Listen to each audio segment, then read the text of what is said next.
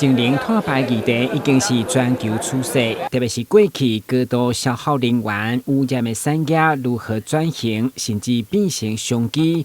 工业技术研究院16号伫沙仑串联相关学研的专家、加工学会代表，都来要以论坛加展览，提供永续发展的解决方案。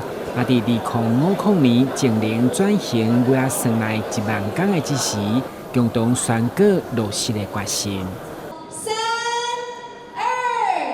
1，净零转型，未来进行。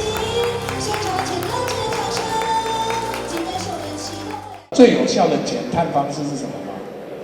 其实是节电。你少用的那第一度电，是排碳量最高的那一度电。只要你少用1度电，排碳量最高的那一度电就会被减下来。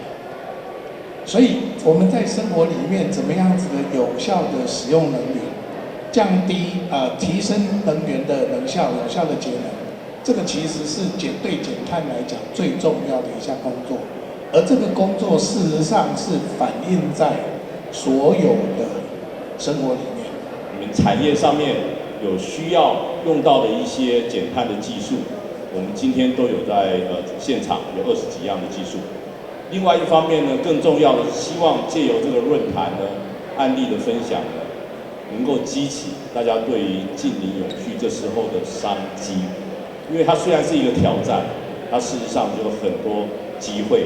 也看到了很多新的技术包括咱的废竹变黄金这个对我们台南市的沿海地区咱的那个科棚就有很大的帮助。我们有一些废科架就可以透过这样子来做解决，不要完全全部进到我们的焚化炉那也当然把废竹变成黄金，这个就是一个净零减碳然后协助政府政策上面一个最好的写照。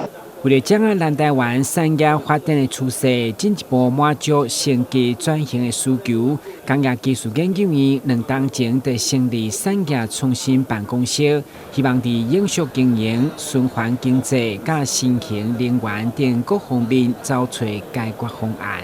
台南新闻管制采访报道。